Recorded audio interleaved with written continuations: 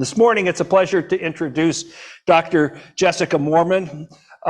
She is the climate environmental scientist, a church planter, and serves as Vice President of Science and Policy for the Evangelical Environmental Network, which is a ministry that educates, inspires, and mobilizes Christians to love God and others by rediscovering and reclaiming the biblical mandate to care for creation and to work towards a stable climate and healthy pollution-free world. Jessica received her BA from the University of Tennessee, Chattanooga, and her PhD from the Georgia Institute of Technology. I think that's Georgia Tech.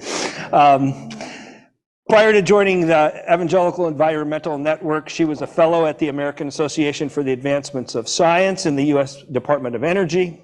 Her PhD research was in the field of earth and atmospheric sciences, and she's been a research fellow at Johns Hopkins University, University of Michigan, the Smithsonian National Museum of Natural History. And there she researched how climate has changed throughout the Earth's history. Jessica is passionate about leading church communities towards positive solutions to safeguard our cities, neighborhoods, and the next generation from the effects of a warming world and life-threatening pollution. She's been a featured guest on NBC Today show, written for the Washington Post and Christianity Today, as well as appearing in numerous podcasts and webinars, which is when I first became acquainted with her in the last couple of years. Together with her husband, Chris, Jessica is a founding co-pastor of Grace Capital City, a local church in the DuPont Circle neighborhood of our city. They meet in the evenings, and so she's able to be with us this morning. Take it away. Jessica, welcome. It's good to have you. Good morning, and thank you so much. Thank you, Pastor Quinn, for inviting me here. It is a real honor to be on this stage and to be a speaker here at the Speakers Series at National Pres. So again, thank you so much for having me here this morning. And yes, today we're going to dive into what God says about us as being stewards of His creation and what engagement looks like for us, particularly as the church, of living that out. And one thing that I always like to start with is that caring for God's creation is not a radical new idea. It's actually fundamental and foundational to our faith. We see from the first book of the Bible all the way to the last, God calling us to be good stewards of His creation. And we also see that throughout church history. And actually the Presbyterian Church, the Reformed Calvinist tradition of the Protestant Church, has a really important and pivotal role in advancing this, both in the conservation movement as well as the environmental movement here in America, which really has been rooted in John Calvin's stewardship doctrine.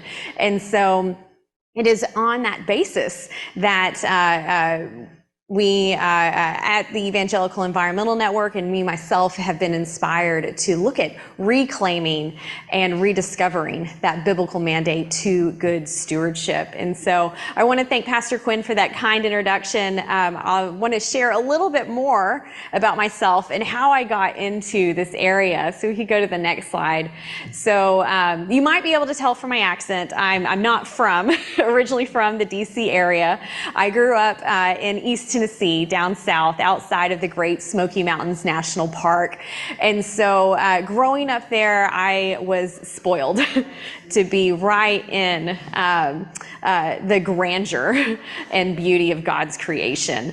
And my father, he's a hunter, and so we were often getting out into nature, into the great outdoors, and he was teaching me about conservation, teaching me about what each tree species we were here, what was that bird call? And so just really grew in that love of the great outdoors and feeling that spiritual connection to God while I was out there in his creation. I'm also a mother and a wife. I've got a picture of our son, little Liam, here. We actually have a 1-year-old now as well. And then, as Pastor Quinn said, also a church planter. And that's what brought my husband, Chris, and I up here to DC to pursue a calling, just as you all have yourselves, to serve the people here in DC and to show the love of Christ. And so next slide. And so one other thing, that the other hat that I wear, this time it's a hard hat. This is as a climate scientist, as an environmental scientist. That's another role that I have. And so as Pastor Quinn said, I study what climate was like in the past. And so this has taken me to incredible places all over God's creation. Here I am in a cave in Borneo studying the stalagmites and what they can tell us about what climate was like in the past before we had weather stations.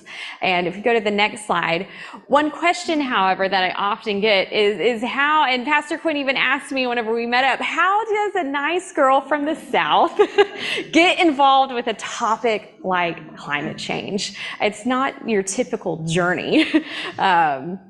And the short answer to that is, I prayed a dangerous prayer. I grew up in the church, and we talked a lot about our calling. What is God calling you into in his mission? How are you called to participate in his mission on the earth? And so I prayed, I said, God, I want to join you in ministry. What would you have me do? And what I kept on getting was study geology. Well, that was surprising. And I didn't know how to take that.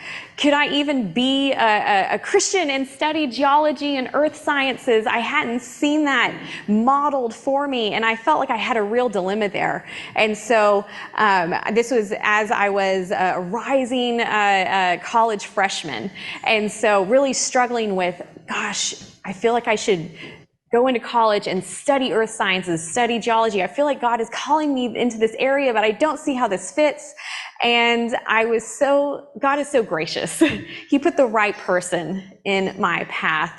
I was sharing this struggle with a youth leader who was, asked the question that all high school graduates get. What are you going to do next? What are you going to do in college? And I just spilled my guts to him. And I said, I feel like God's calling me to study geology, but I don't know how that fits with ministry. I don't know if I'm allowed to do this. And he patiently listened to my spiel. And then at the end of it, he looked at me and he said, Jessica, don't you know that I'm a geologist? No, my jaw hit the ground. I had no idea. And it was to see a church leader who was also a professional in the very thing that I felt like God was calling me into, that gave me the permission that I felt like I needed to be obedient to God's calling. I still didn't see the connection between how studying geology would fit with joining God in ministry and his mission, but I knew that I needed to be obedient to where God was leading. And so I did that. I went to college, I became a geology major and just waited to see what God had to say. And luckily God didn't keep me waiting too long. It was in a freshman geology class when we were studying how you can use God's creation to figure out what climate was like in the past, using things from the geologic record to understand incredible things about God's creation. And we were studying about past climate change, and had what I can only attribute to the Holy Spirit. While I was in science class, this verse came into my mind. And if we go to the next slide, it was Jesus's greatest commandment, where he says that we are to love the Lord our God with all our heart and all our soul and all our mind. And we are to love our neighbor as ourselves. And what came to mind was that by studying climate science, what I had realized was that first, if we go to the next slide, to love the Lord your God with all your heart. God loves his creation. God calls his creation good, very good, with us in it. And that, as Billy Graham says, is that the earth is the Lord's, as it says in Psalm 24. We know that God created the world. It belongs to him, not us. And because of this, we're only stewards and trustees of God's creation, and we aren't to abuse or neglect it. And so I realized, the Spirit led me, that by studying environmental science, how we could be good stewards of God's creation, this is a discipleship act.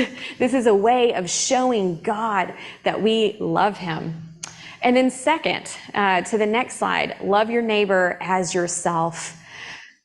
I had heard about climate change, about how it impacts the most vulnerable in the world first and worst. And this is shown by time and time again by science, that the people that we are called to serve, the most vulnerable in society, our neighbors, are impacted most vulnerable to the effects of climate change. That includes children, that includes the elderly, that includes pregnant women, the poor, many people of color, folks with disabilities, and many others, that those who we are called to serve are most impacted by an unhealthy environment and by an unstable climate. And it was in that moment of that realization that all the puzzle pieces came together. And I realized that this is why God had called me to study geology, to serve him and serve others by ensuring that everyone has that healthy environment to thrive in.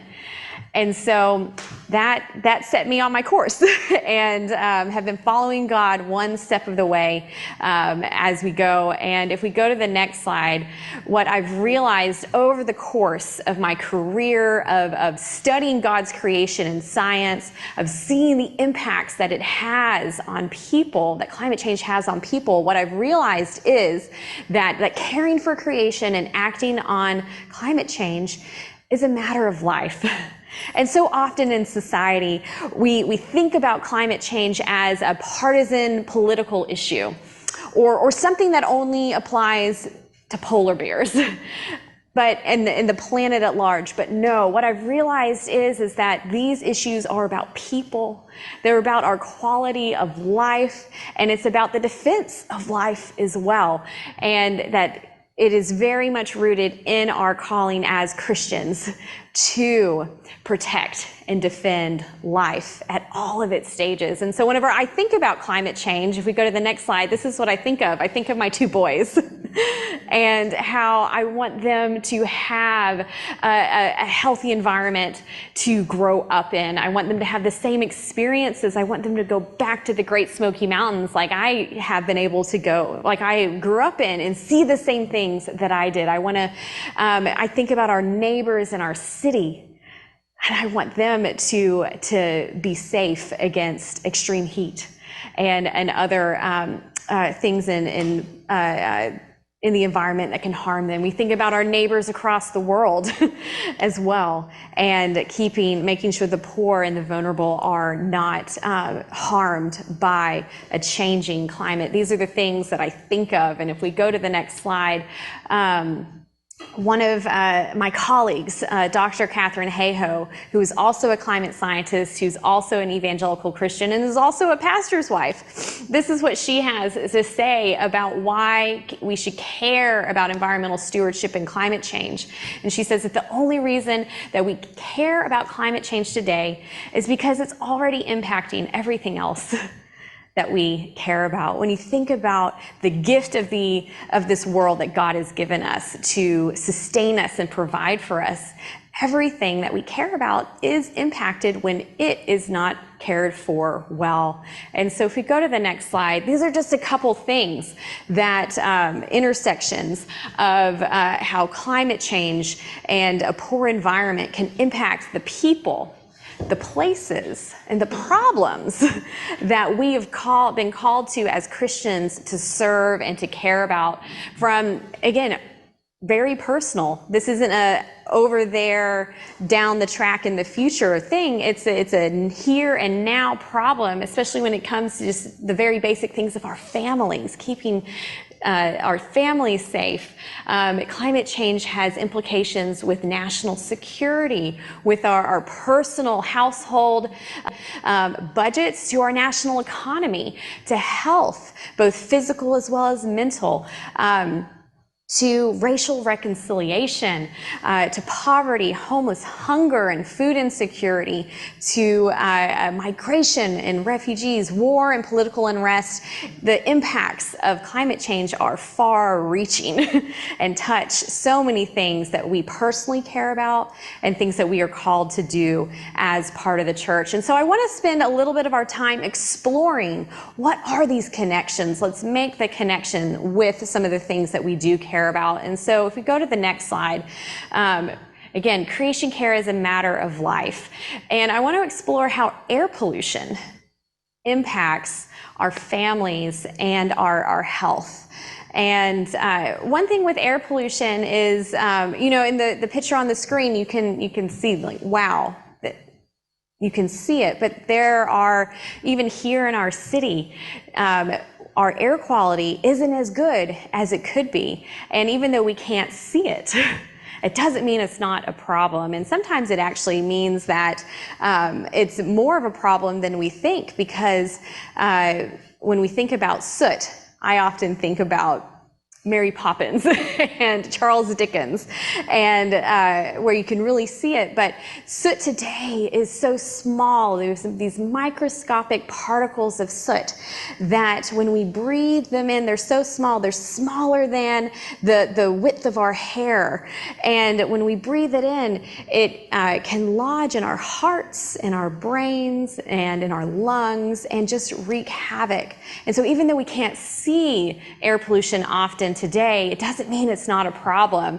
It's actually far from that. If we go to the next slide, you look at surveys across the world of medical research, and this is done by research from the Lancet Medical Journal by one of our board members, Phil Landrigan, who has looked at the impact of pollution on health and finds that 9 million people worldwide die early from exposure to air pollution.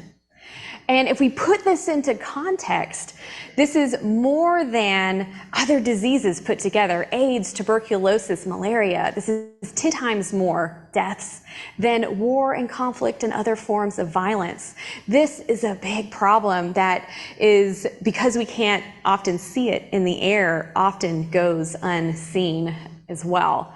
If we go to the next slide, another visual of this, of the global estimated deaths from pollution relative to other health harms. And again, you can see that it is just off the charts. It's just off the charts. And if we go to the next slide, we'll see that it's not just a worldwide problem, but it's actually a here-at-home problem as well. Here in the U.S., over 40% of Americans live in areas that are polluted with unhealthy air, with soot that I was talking about, with smog, which is a really powerful lung irritant related to asthma. And 200,000 Americans die early each year, again, from exposure to this air pollution, because it exacerbates other conditions, from causing heart disease, lung disease, stroke, even dementia. And so, again, this is a problem here and now, and a lot of it is related to where we get our energy sources, whether that's traffic emissions or where we're getting our power from. If that's not clean, this is a problem that over nearly half of Americans are dealing with. And if we go to the next slide, we can see that when it comes to who is impacted most, there's great inequalities there. And again, it's the most vulnerable who may be impacted. It's our children and pregnant women and their babies. Children are especially vulnerable. It's folks who are living near those sources, near traffic and highways, It's older people, it is folks with pre-existing conditions like cardiovascular disease and respiratory diseases that are most impacted. And if we go to the next slide, again, the most at risk are our children, our grandchildren, infants, our pregnant women and their babies. And it shows that pollution actually has impact on life even before we're born, with causing, it can trigger preterm birth. It can lead to low birth weights, which has a raft of different problems that come with that, and even stillbirth in pregnancy. There's these connections here, and they find that there's inequality also where African American women and their babies are more at risk than white women. And then once our children are born, it also can cause asthma, extreme allergies, has connections with attention deficit disorders and the autism spectrum disorders. And so we can see that this is something that we really need to care about. And so if we go to the next slide, again, this is just a graphic that is showing that this is something that impacts our children from prenatal all the way into adolescence. And especially with not only with pollution, but also with climate change too. And so again, that air pollution has the risk of low birth weight, neonatal death, and long-term lung problems as well for our kids. And if we go to the next slide, what we see again is when we look at inequalities of exposure, we also find that there is a racial component here.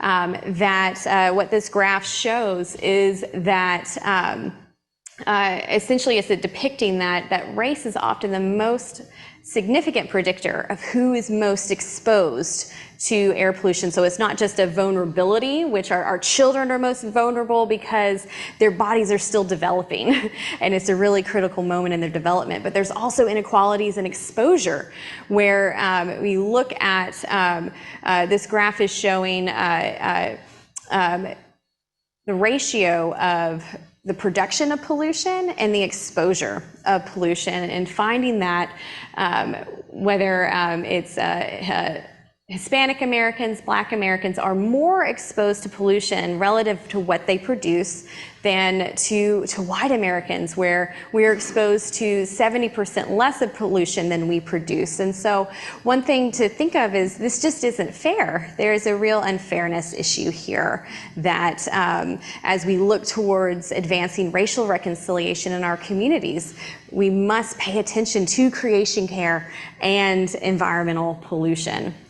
Next slide.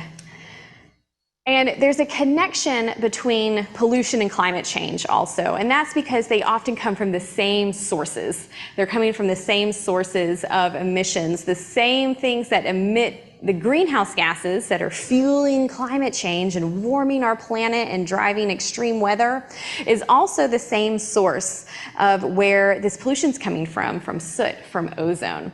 And so that's where I want to look at this connection and show, if we go to the next slide, of how creation care is a matter of life also when it comes to extreme heat and how this impacts our physical well-being. And so to the next slide, this may be something you're familiar with. With climate change, we know that global average temperatures are rising, and over almost 2 degrees Fahrenheit over a baseline of 50 years ago, we've seen an increase in our global average temperatures. But you may be thinking, what's the big deal about 2 degrees Fahrenheit increase? That's a 70 degree day versus a 72 degree day. That doesn't mean too much to me.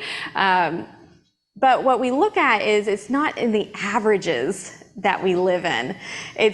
We live in the day-to-day, and if we go to the next slide, what we see is that a very small change in the average temperature has a big change when it comes to the extremes. What's happening is we are taking our normal, and as the average rises, it's actually how we experience it is it's shifting us towards more extreme heat, more extreme weather and the likelihood of having more extreme heat waves and experiencing more extreme weather in our day-to-day. And we have found that fingerprint of climate change impacting our weather. And so if we go to the next slide, what NOAA, the National Oceanic and Atmospheric Administration, has found is it's actually heat. Heat is the number one cause of death from any other natural disaster. We often think about hurricanes and tornadoes,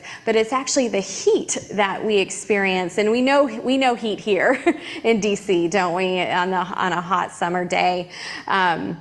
We know the impacts, and it's actually heat that has been the most deadly disaster that we've experienced over the last 30 years. And a good example of that is the Pacific Northwest heat wave of last summer. Last summer was really hot. It was hot here, and it was extremely hot, especially in the Pacific Northwest, which isn't used to coping and handling with those temperatures. In Canada, it actually broke records of registering 121 degrees in Canada, essentially about the same temperature as Death Valley. It was just unprecedented. And with that, it not only broke temperature records, but it also broke records in terms of being one of the deadliest weather events for Washington State. And what my colleagues in climate science have been able to do is look at how much worse was this event made by climate change. Is this just something that is part of the natural cycle, or is it made worse?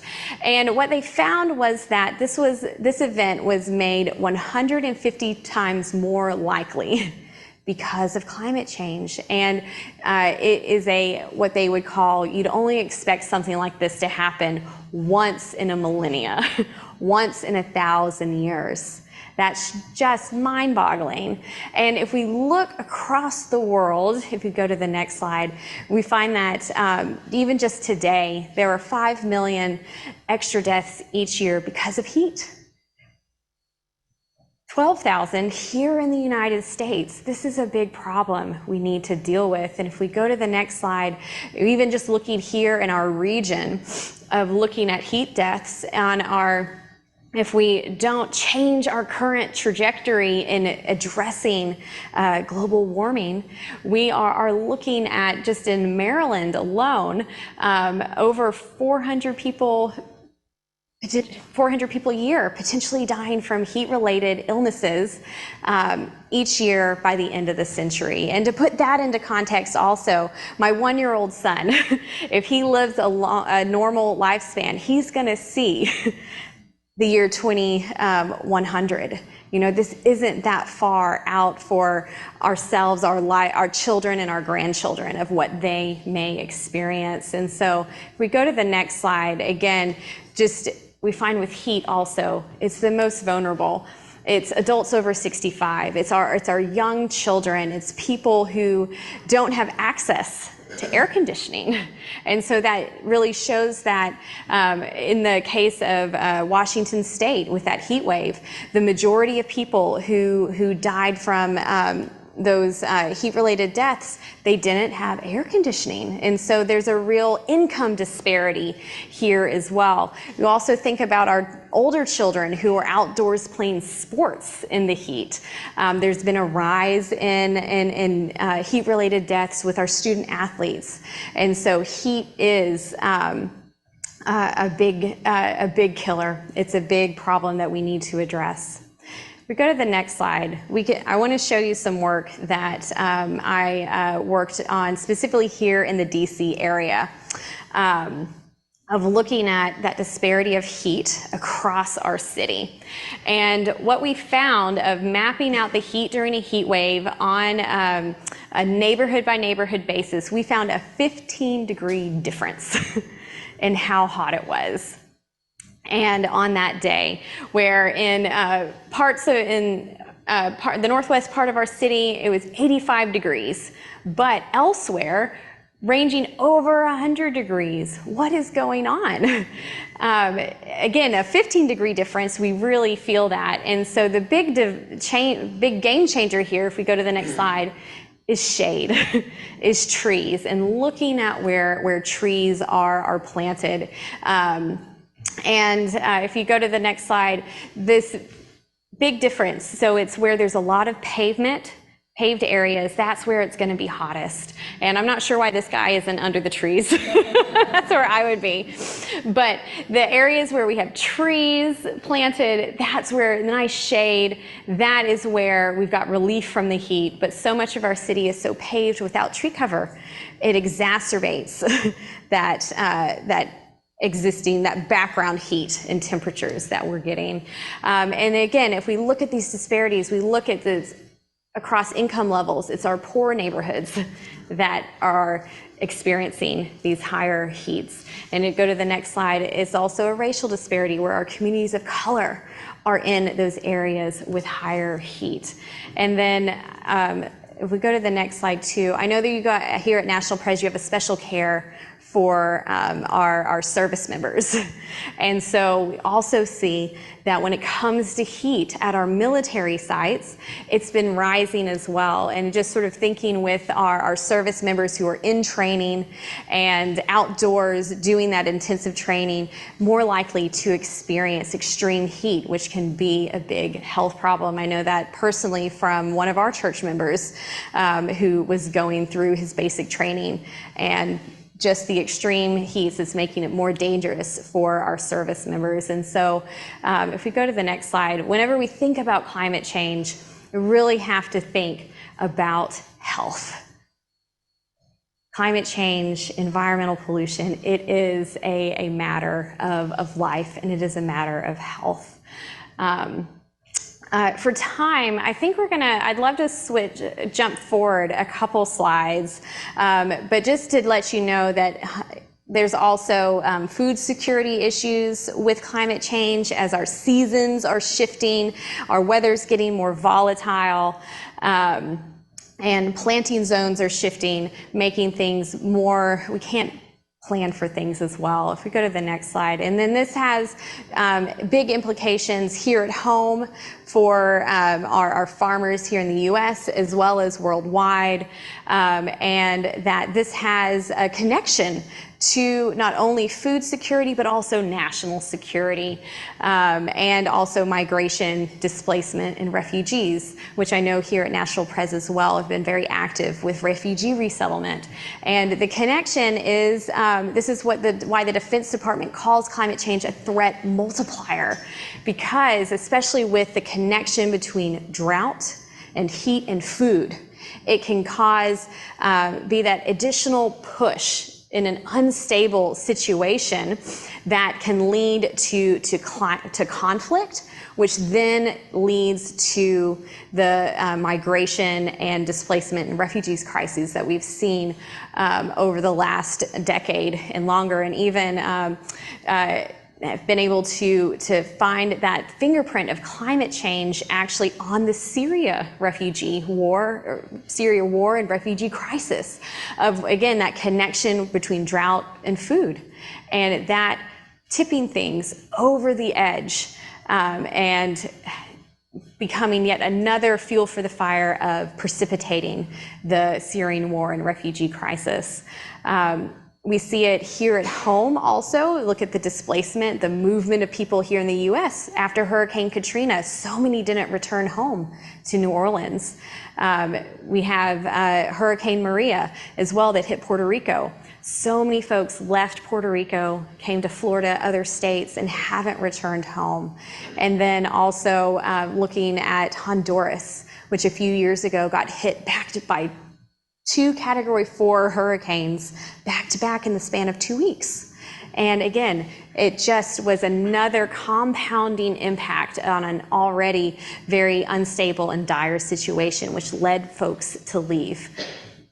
And then also just thinking about why we care, reaching the next generation, I know in our churches is so critical and dear to our hearts. And our young people are seeing this. They're seeing they're worried about their future, and this is causing anxiety and worry in our young people, and they want to see our churches act. And action really is the antidote to all of these things. And so for sake of time, I'm gonna, one of the questions I always get as a paleoclimatologist is, how do we know that climate change, if today, is it a natural cycle or not? I'm gonna save this maybe for the Q&A, but I love getting this question though, because it's a really great question, and my colleagues and I have been studying this for years, and we've got some really good answers. It's actually such a good question, they gave it a Nobel Prize a few years ago. And so, but if I can just skip to the punchline, whenever we look at past drivers of climate change, they are not at play. We even can do modeling experiments and see what if we only consider those natural factors like the sun and volcanoes and other natural patterns, and that's shown in the green. And we see that it doesn't match up with our observations over the past 100 years of where we've had weather observation. It's only whenever we add in those human elements, the human factors, that we begin to match what is going on here.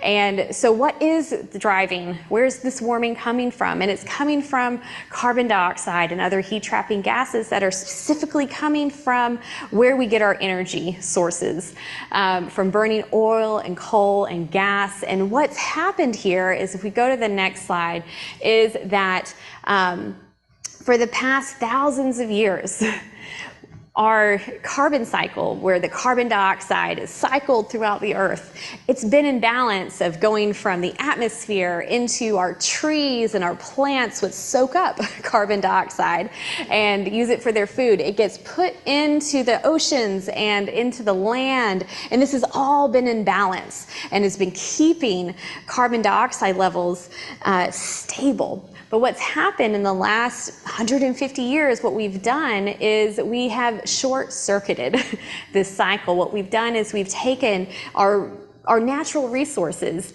our coal or oil or gas, which have been, I will say, really important with advancing prosperity over the last 150 years. We have to be thankful for these natural resources and the way that it has allowed life to flourish and prosper through the Industrial Revolution. But now we know that there are some side effects to it as well, that from the pollution, from warming temperatures, that this source of our energy, which was a blessing, is now we're finding that there might be a better way. There are some harmful effects as well whenever we short circuit the carbon cycle.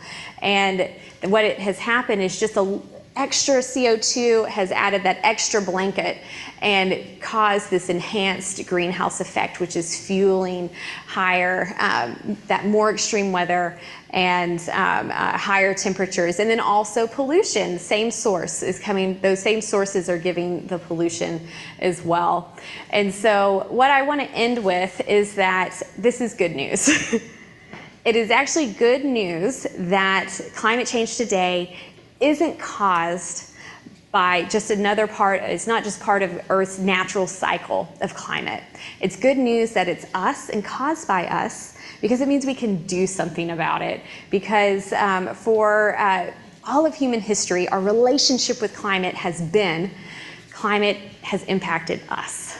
But now we flipped the script whenever we short-circuited the carbon cycle. We flipped it so that now we are having an outsized influence on the climate.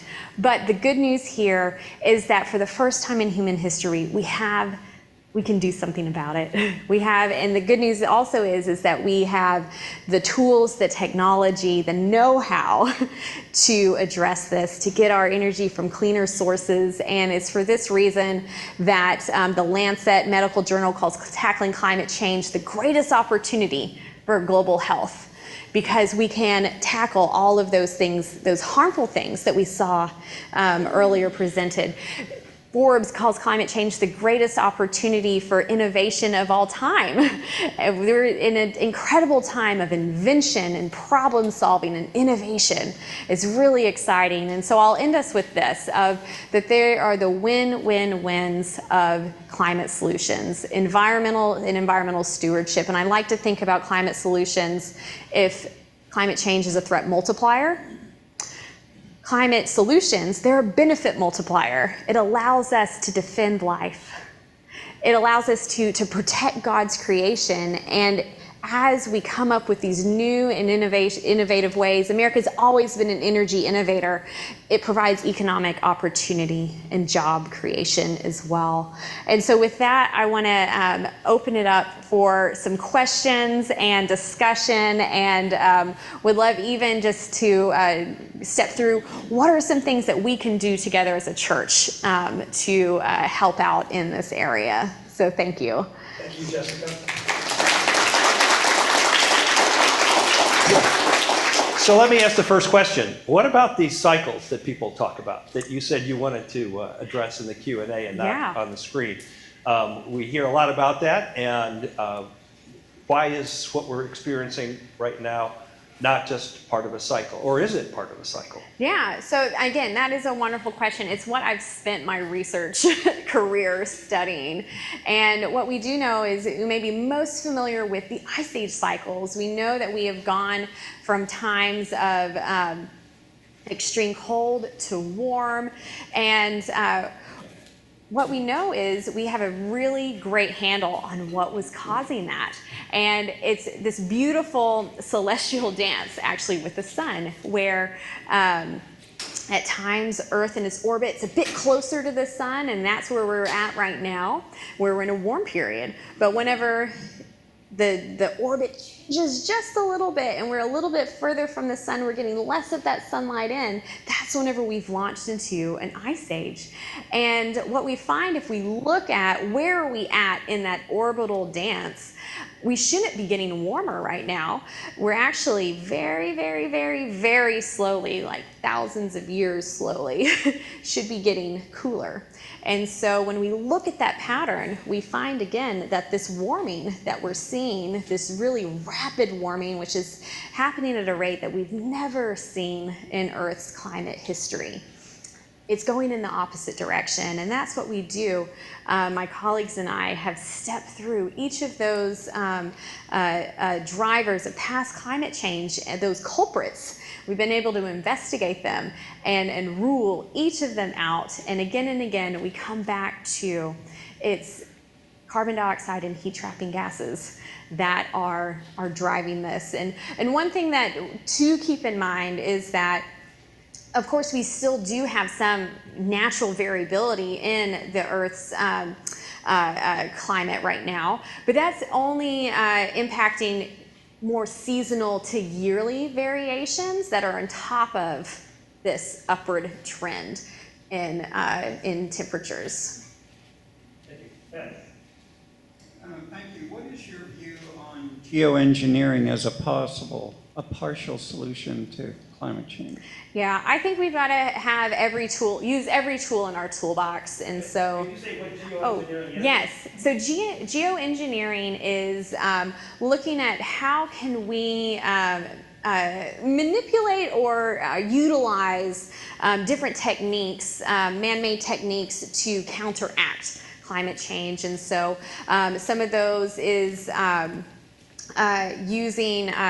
aerosols in the air to reflect more of the incoming sunlight, and different techniques like that. And so I think right now we do need to use every tool in our toolbox, if we're at least investigating it, but I do advise caution and also humility in it as well, because we do know as we start to alter the Earth system, it can have dramatic and unintended, unforeseen effects. And so I think we do have to be very careful whenever we do alter the Earth system, that we are doing it in a really careful, measured way that doesn't make matters worse in an unintended way. We have a question here. So as ordinary citizens that care about this a lot and are passionate about it, what do we do? Yeah, there are a lot of things that we can do.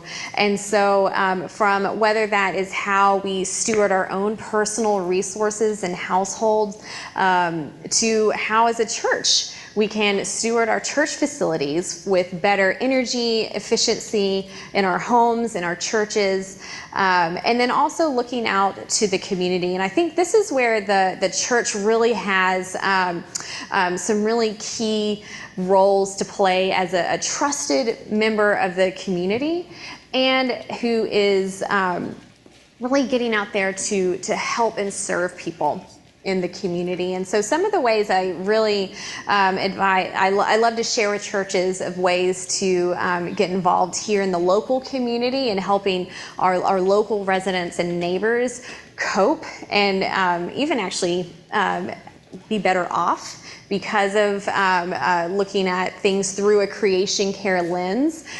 Two things that I'm really excited about is planting trees. And that sounds really simple, but if you plant the right tree in the right place, it has a huge difference, as we saw in that map of heat across Washington, D.C. Going to put tree cover, planting trees in neighborhoods that are currently lacking tree cover. What are the benefits of that? Well, one, it provides that shade that lowers temperatures. That then, with those lower temperatures, it's not only helpful for people's health, but it also reduces their energy bills. So that's where we get we're not only defending life, we're protecting God's creation by planting trees that helps our physical, our spiritual well-being when we're out in nature, but then also it's the economic opportunity of lowering energy bills because we don't have to crank up our air conditioner as much. It also, trees are wonderful. They remove pollutants from the air. They're not only drawing down carbon dioxide, but they also filter out and draw out air pollutants from our air. And so trees, it sounds so simple just to plant a tree, but their benefits are huge. And another thing is also talking about energy efficiency of whether it's our homes or even our church buildings. 30% of energy in our facilities is wasted. It's just lost to the atmosphere. And there's incredible savings that can be had there by weatherizing doing weatherization improvements to our homes and our churches, but also helping our low-income neighbors get access to weatherization assistance. And there are programs here in the city of where you can apply, low-income residents can apply for assistance to get their homes weatherized. And it has so many benefits, again, of reducing energy bills, and also in the process, it can address a lot of problems in the home as well, that maybe your homes have mold, and it can get that out, and it reduces their energy bills. But one of the big problems, and I think this is where the church really has an important role to play, is if you can think about government bureaucracy and government paperwork, that's a lot to get through. What if we as the church came alongside to help our residents and our neighbors get access to those programs that reduce their energy bills, improve their health, and then also, again, it's a climate mitigation solution because less energy use means less emissions of carbon dioxide and pollutants as well. And so those are some things that I think churches can really get engaged with addressing these big scale problems, but also how it intersects with local people in our communities. And then taking it to the next scale up is speaking, of course, with just talking about it with each other, but talking about it with even our elected officials and doing advocacy if this is something that's important to you, of scaling up there was just in the bipartisan infrastructure bill, one of the provisions passed there was when it comes to getting access to assistance and funds to improve our church buildings and houses of worship and other nonprofits, to get access to assistance for energy efficiency improvements, we haven't been able to get them because they've been done through tax credits. And as nonprofits, we're tax exempt.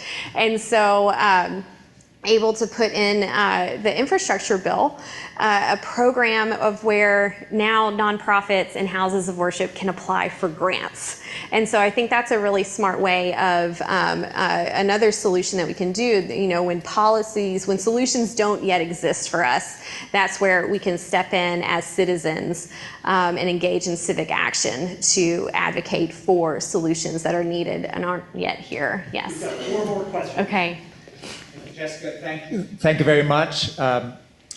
Before I go upstairs again, I want to say thank you for speaking and to remind the congregation that in the first phase of our renovation, the first thing was to decrease our footprint so that we're in this building more, that our heating and cooling is more energy efficient than it used to be. What we were not able to get around to is dealing with the windows in this room and in using our huge roof area for solar panels. So that's my kind of final word before I leave. It's not next week or the week after, but we have just got a huge area which could be used in this. In terms of our interest in the neighborhood, the tree planting is exactly down the street of our strategic plan. So those are things which don't depend upon proving the science behind the issue. And you mentioned Catherine Hayhoe before, and in her book, Saving Us, one of her themes is get away from the blame game. You don't have to prove everything in order to do the right thing. So people who don't believe the same thing all can see trees are good. Solar panels on a building like this are good. So change the nature of the discussion and focus on that. So it's not so much a question, I have to go up, but thank you very much indeed. Thank you, and wonderful, wonderful points. Again, as we focus on the solutions, people can come to those same solutions for different reasons, and it doesn't just have to be because I care about climate change, it's because I care about all the other things that it intersects with. Yes. Thank you for your presentation. I've been familiar with the Evangelical Environmental Network for a long time, but my question is, why was it necessary to create an environmental network that focused on the evangelical community?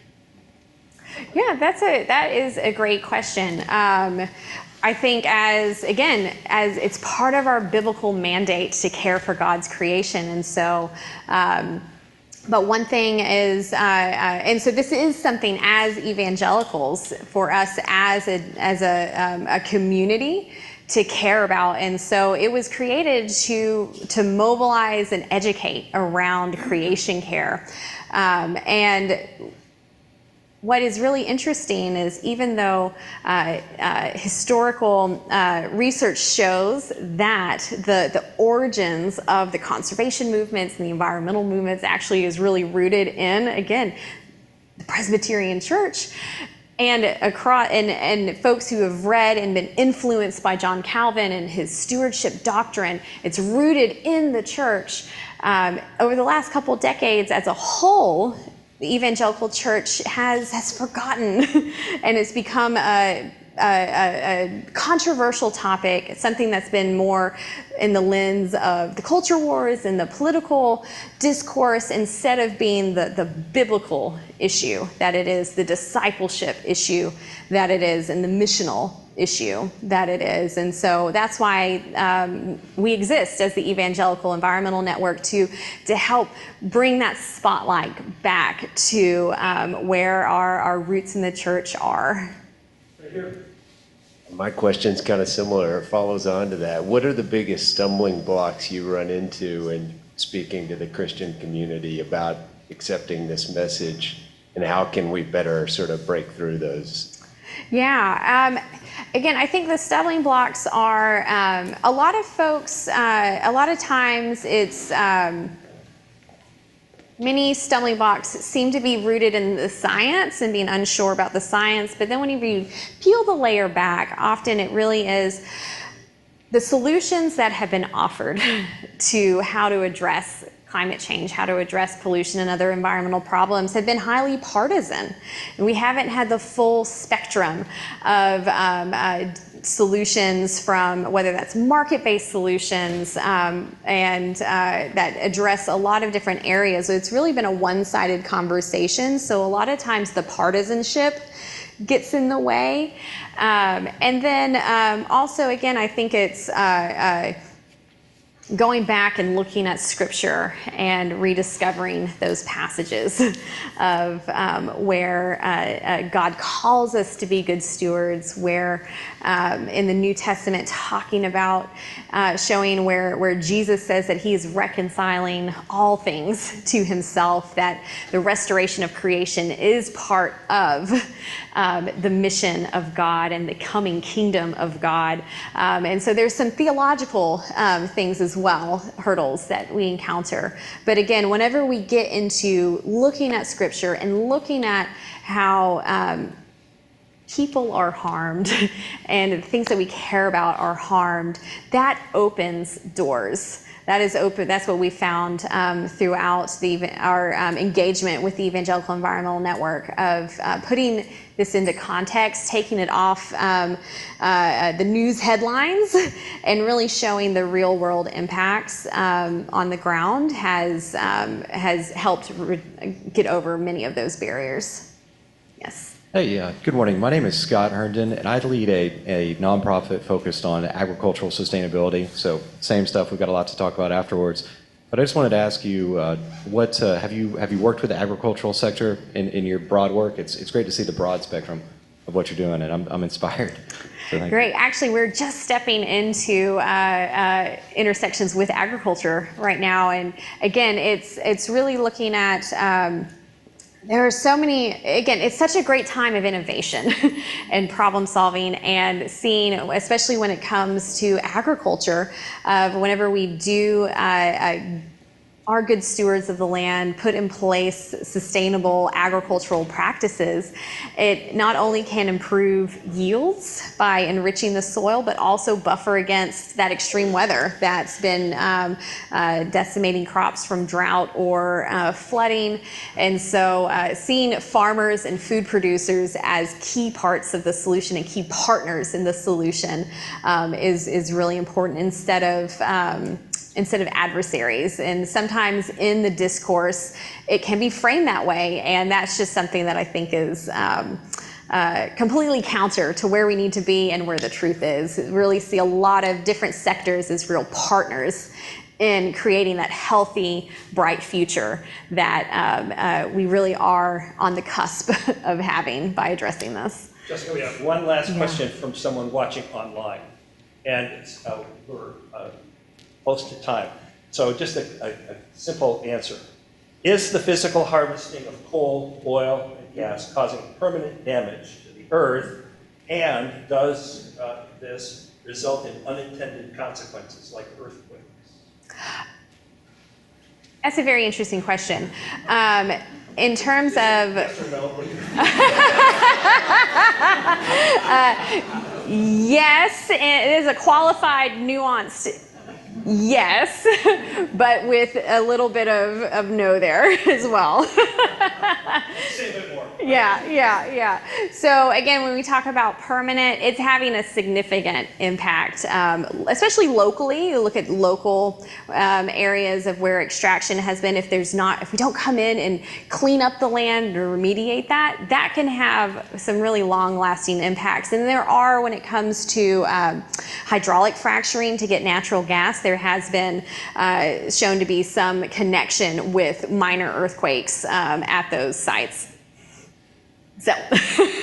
Thank you all for being part of this exciting morning. I'm going to ask us to thank Jessica in 1 minute, but let me close us in prayer. Gracious God, we are grateful for this conversation, for the work that Jessica does, and for helping us to see the broad impact of the need for stewardship of the earth. We pray that you would take what we have learned today and convict us individually, but also as members of the communities where we participate and this community of faith. Lord, may we take advantage of the possibility of making a positive impact as Jessica has taught us today. We pray all these things in Jesus' name. Amen. Jessica, thanks. Thank you.